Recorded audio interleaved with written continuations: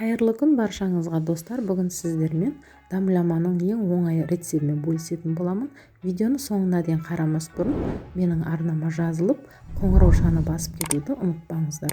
Қоңыраушаны бассаңыздар, алдағы уақытта ең қызықты видеоларымды сіздер бірінші болып көре аласыздар. Бізге керекті заттар: ет керек. Етті осындай үлкен етіп турап алдым. Және бізге көкөністер қажет болады. Болгар бұрышы, қызанақ, осындай петрушка керек болады, сарымсақ, пияз, сәбіз, баклажан және картоп пен капуста керек болады. Және сұйық май керек болады. Қызып тұрған қазанымызға сұйық майымызды құйып, үстіне етімізді салып, етімізді бірден салай береміз. Етіміз уже қызғаннан кейін үстіне пиязымызды салатын боламыз. Осылай дөңгелек пішінді туралған пиязымызды саламыз. Оның үстіне картопымызды салып шығамыз. Содан соң үстіне сәбізімізді саламыз. Кішкене тұз себуді ұмытып кетпеңіздер. Менде ет тұздалғандықтан мен тұзды соңынан салатын боламын. Содан соң сарымсағымызды саламыз ортасына. Сарымсағымызды сыртын ашымаймыз, жақсылап жуып, тазалап салатын боламыз. Болгар бұрышымызды саламыз. Оның үстіне қызанағымызды саламыз. Барлығын рет-ретімен осылай салып шығамыз. Ешқандай да су құйылмайды, өзінің соғында пісіп шығады. Етіміз де, барлық көкөнісіміз де. Ең үстіне осындай баклажанымызды салып, дөңгелек пішінде туралған баклажанымызды салып шығамыз.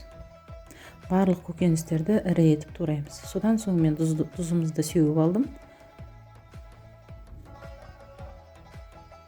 Және ірі етіп туралған 40 қабатымызды салып шығамыз.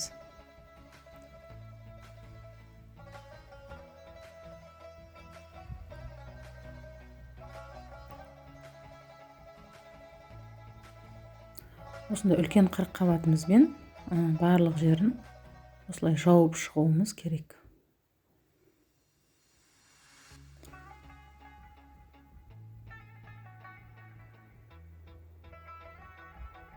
Осылай видеода көрсетілгендей барлық жерін жауып, ең соңынан үстіне кішкене тұзымызды сеуіп, дәміне қарай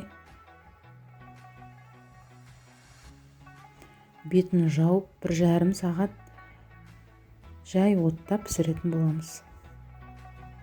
1,5-2 сағат пісірсеңіздер де болады.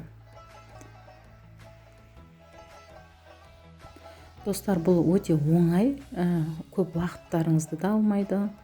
Ең соңынан осылай тұзымызды сеуіп, бетін жауып 1,5 сағатқа қойып қоятын боламыз. Және бұл пайдалы рецепт, жасап көруге кеңес етемін. Мінекей 1,5 сағат уақытымыз өтті.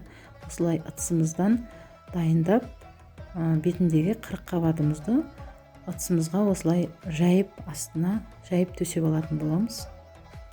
Соның үстіне рет-ретімен барлық көкөністерімізді езбей, әдемілеп салып алатын боламыз. Өте дәмді тамақтардың бірі, жасап көріңіздер.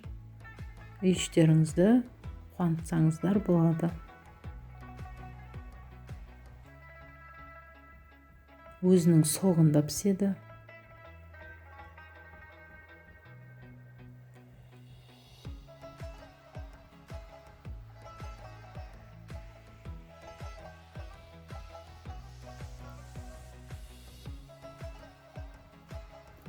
Осылай әсемдеп көкөнісімізді бетіне сеуіп, дастарханымызға, қонақтарымызға ұсынатын боламыз. Жасап көріңіздер достар, өте дәмді тамақтардың бірі. Сіздермен бірге болған Жанар Баймұрат. Астарыңыз дәмді болсын. Алдағы уақытта бұдан да керемет видеолар салатын боламын. Менің арнамна тіркеліп жазылып кетуді ұмытпаңыздар. Сау болыңыздар. Астарыңыз тағы да дәмді болсын.